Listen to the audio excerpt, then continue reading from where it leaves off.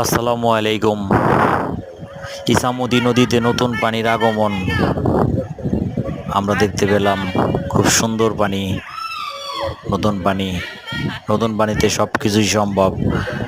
গোসল করতে আরাম, মাছ মারতে আরাম।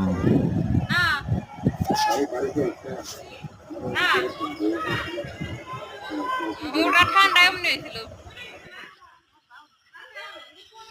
ঠান্ডা এমনি হয়েছে, দুর্বল শরীর ওটার ভিটামিন খান লাগবে, মরে যেতেছে না।